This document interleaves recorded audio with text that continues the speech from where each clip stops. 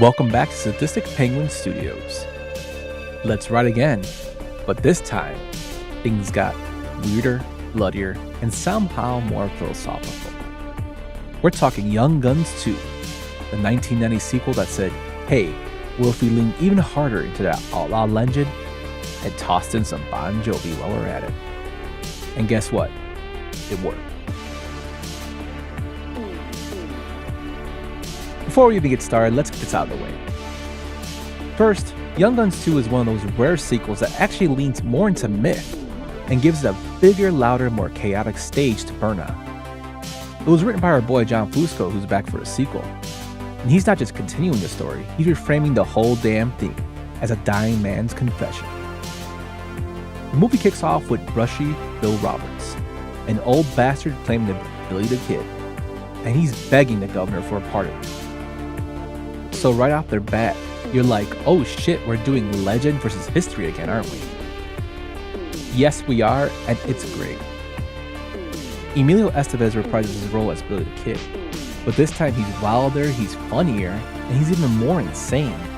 He leans so hard into the myth that even when he's surrounded, bleeding, and outgunned, he's still cackling like he just robbed a liquor store in a Bugs Bunny cartoon. And honestly, it just works. You could tell Emilio really had fun doing this role, and like he did in the previous film, it's probably some of his greatest work he's done, and that's saying a lot for a guy who has a historic career from a historic family. Oh, Mom! Come on, Mom! Let's call a radiographer. The rest of the gang? Well, let's break it down. We got Kiefer Sutherland returning as Doc, now with more emotional damage. Hey!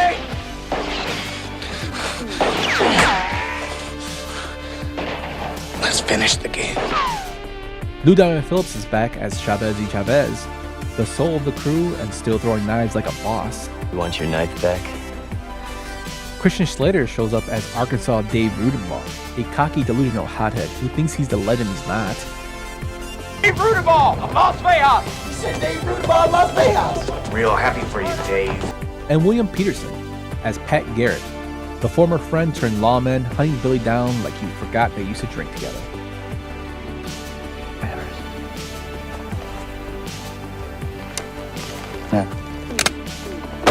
This whole movie is about legacy, about what it means to be remembered.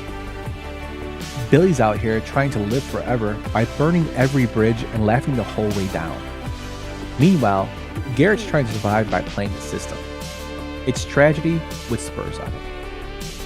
And somewhere in the middle of all the shooting philosophy is Bon Jovi dropping Blaze of Glory.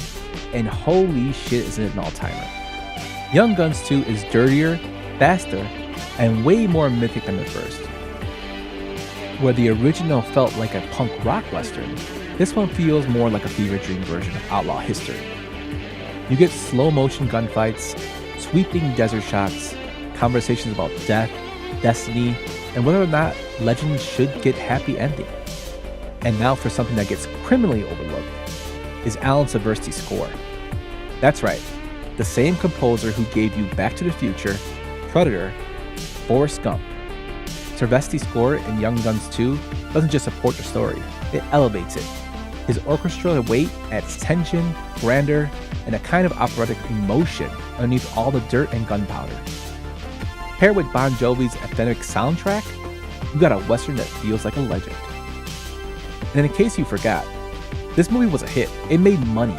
John Bon Jovi won a goddamn Golden Globe and got nominated for an Oscar for a sequel to a youth cowboy movie.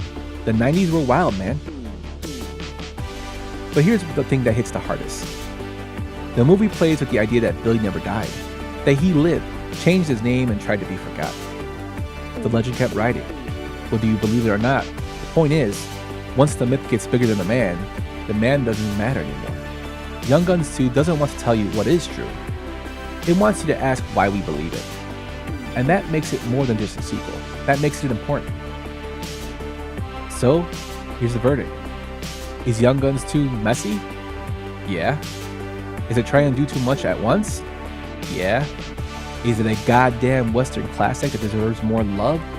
Absolutely. It's loud, It's sad, it's hilarious, it's quotable, and it dares to end with a gunshot and a shrug. The ultimate outlaw move. So saddle up, ride out in the blaze of glory, and remember, legends never die, they just get louder. Yoo-hoo! I'll make you famous.